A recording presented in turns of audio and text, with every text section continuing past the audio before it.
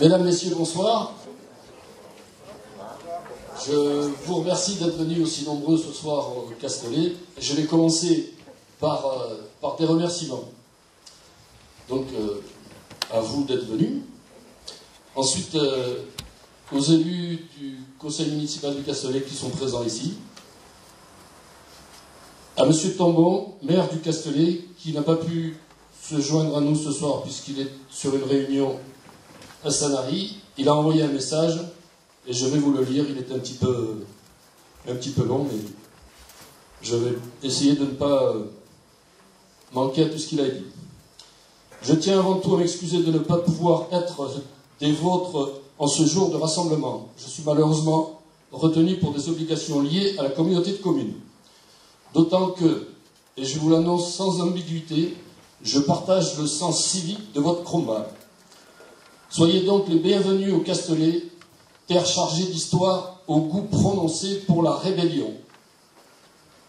Penser intérêt général et agir local, telle est la ligne de conduite que je me suis efforcé de maintenir au cours de ces décennies. Parfaire la qualité de vie aujourd'hui, tout en veillant à préserver celle des générations à venir, n'est certes pas un exercice aisé. Mais la LGV est perçue par nos instances comme un projet qui permet d'illustrer parfaitement ces enjeux. C'est une occasion de chercher à traduire concrètement leurs implications. Je ne partage pas cet avis. Notre territoire ne doit pas être un carrefour des échanges nationaux, voire européens. Exercer un mandat politique local, c'est avoir la responsabilité de soutenir et défendre l'homogénéité d'un territoire sans le livrer à des investissements colossaux pour un gain de temps dérisoire.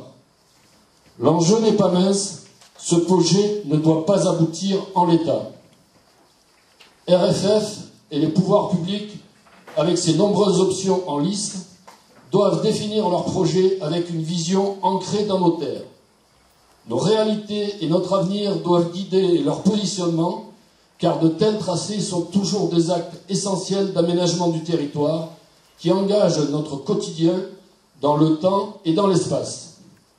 C'est pourquoi, entre l'aptitude qui consiste à repousser toujours plus loin les périmètres géographiques de notre ruralité et le défi qui consiste à requalifier nos réseaux déjà existants, nous serons toujours aux côtés de solutions les plus profitables, au plus grand nombre et les plus strictes d'un point de vue social et environnemental. Excusez-moi. Car ces conditions indissociables n'appellent pas à la négociation. À l'ère où la crise de l'énergie impose de revoir en profondeur toutes nos méthodes de mobilité, privilégions l'amélioration de l'existant et restons soudés dans ce combat qui est celui de tout un territoire. Ne nous laissons pas imposer un diktat sous aucun prétexte. Ma voix est celle que vous m'insufflez en permanence dans cette mobilisation sans faille. Elle ne s'étiole pas et se renforce même au fil des mois, à ma grande satisfaction. Vous pourrez toujours compter sur mon indéfectible soutien. Gabriel Tambon.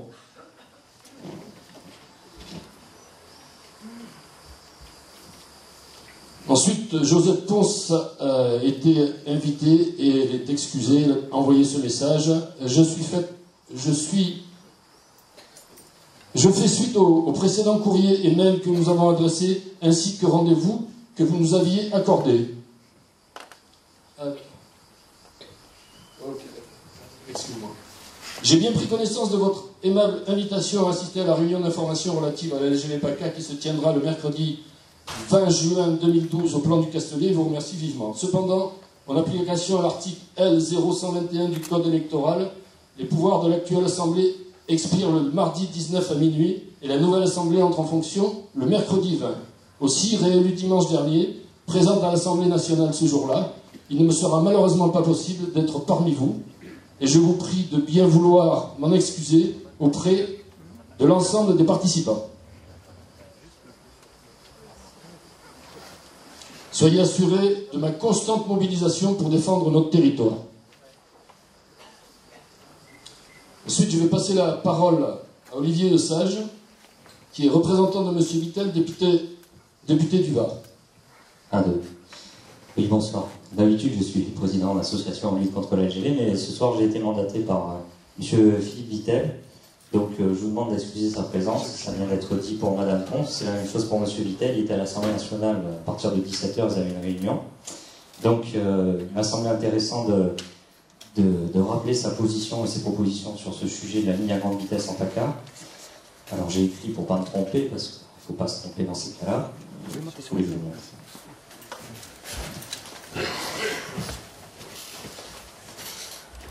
Voilà. Le député du Var, M. Philippe Vittel, est formellement opposé aux 4 scénarios, dit aussi scénario, proposés par RFF. C'est un de ses engagements de campagne. Il y est très attaché, et moi aussi. Donc ça, c'est quand même le point fondamental. De surcroît, cette vision claire et nette l'amène à se rendre disponible pour toute action à définir qui irait dans ce sens. M. Vittel s'engage donc à nos côtés, sous condition toutefois que nos actions soient animées par la défense de l'intérêt général et donc déconnectées de toute approche purement politicienne ou partisane. M. Vittel défend en effet une vision suprapolitique sur ce sujet et souhaite un mouvement unitaire venu de tous les territoires. À ce titre, il rappelle qu'il n'y a pas 2 dossiers, un à l'est et un à l'ouest de Toulon, mais bien un seul dossier qui nous concerne tous, RFF donnant parfois l'impression de diviser pour mieux régner. Au-delà de son positionnement clair et net sur le fond, je viens de vous le dire, il y a donc une évolution et une nouvelle dynamique sur la manière d'aborder les sujets. C'est cette manière de gérer les dossiers avec une attitude au-delà des clivages politiques et au contact direct des associations et des citoyens que M. Vittel, député du Var, souhaite engager sur la problématique de la LGV-PACA. Donc pour ma part, je vais lui proposer très prochainement, et je crois qu'il a d'ores et déjà accepté, une rencontre avec toutes les associations qui sont en lutte contre ce projet. Voilà, je vous remercie, je vous dis à bientôt.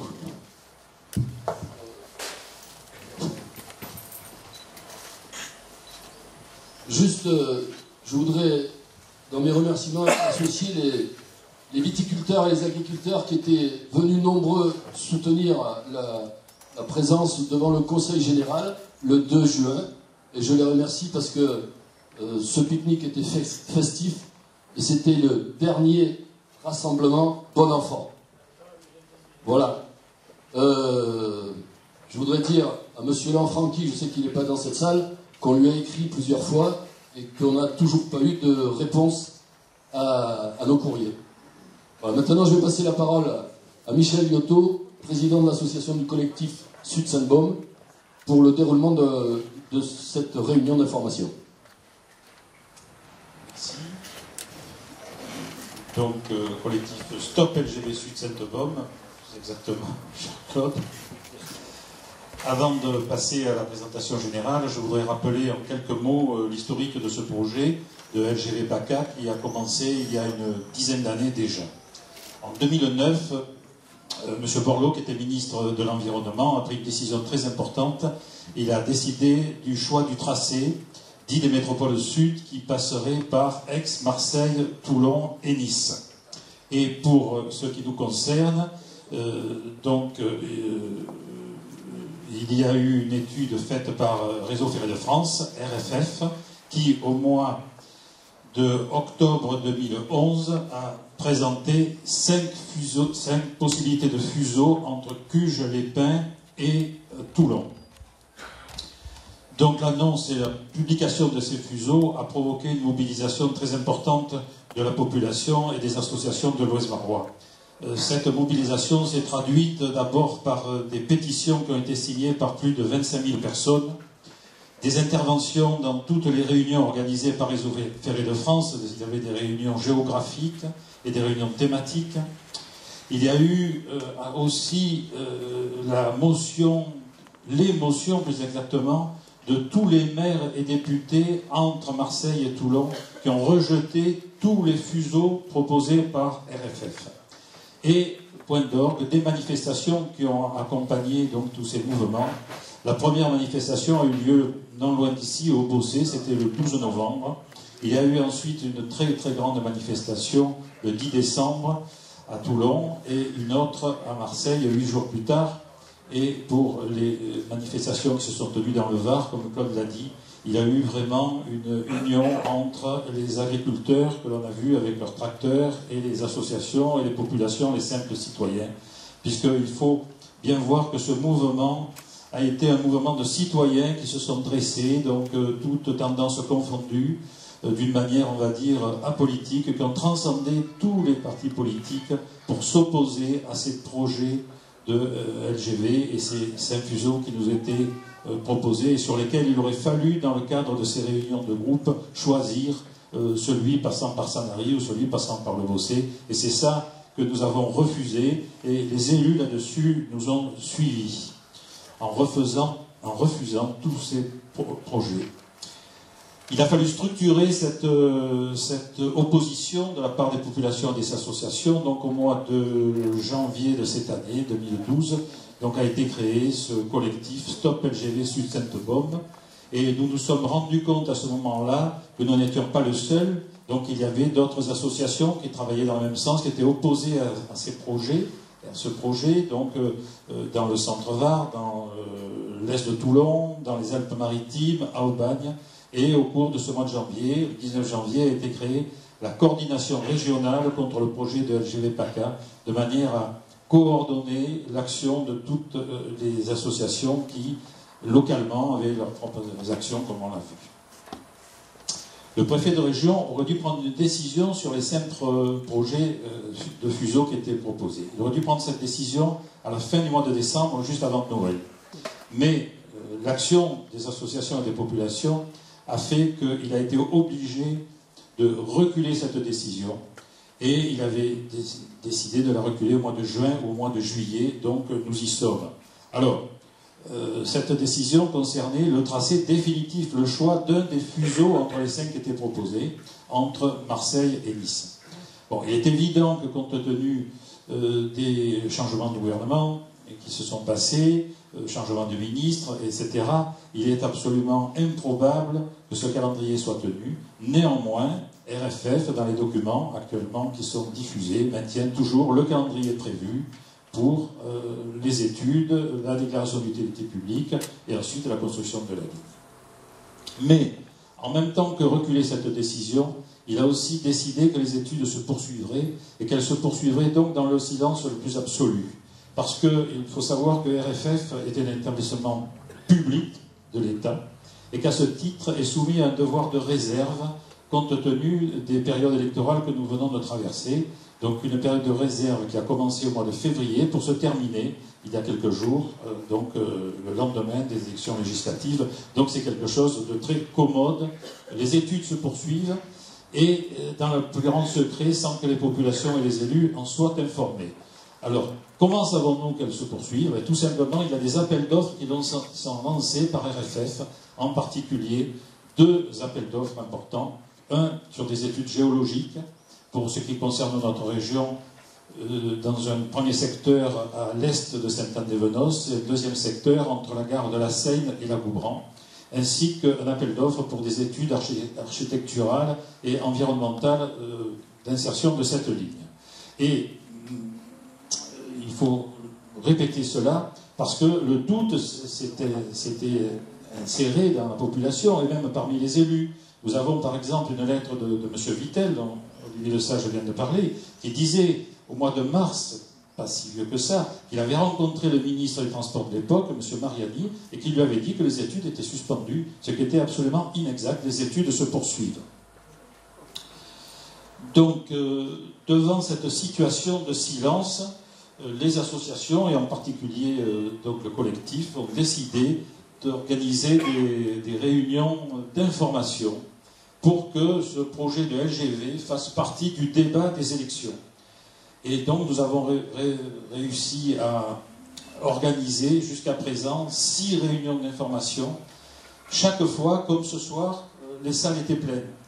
Donc il y a vraiment une attente de la part de la population sur ce dossier, et qui, grâce à ces réunions et grâce aux comptes rendus qui ont été effectués par la presse, ce dossier a été fait partie des débats des élections qui viennent de se terminer.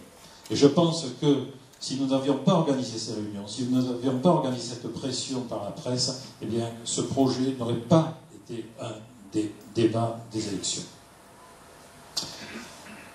Nous allons avoir donc une présentation générale, mais je voudrais dire que Deux points pour montrer un petit peu l'énormité et l'absurdité de ce projet. C'est que ce projet va être gros consommateur d'électricité. Nous savons que notre région est déjà déficitaire en été et en période de grand froid. Donc un TGV, ça consomme énormément d'électricité, donc ce qui veut dire des équipements d'infrastructures électriques encore plus importantes. Et deuxièmement, on va en parler aussi, mais il faut dire que RFF, Réseau Ferré de France, qui est en charge du projet, a déjà un déficit de plus de 30 milliards et que RFF paye actuellement aux banques 1,5 milliard d'euros par an d'intérêt sur cette dette. Alors, vous allez me dire, mais vous critiquez. Oui, mais nous ne sommes pas les seuls à critiquer.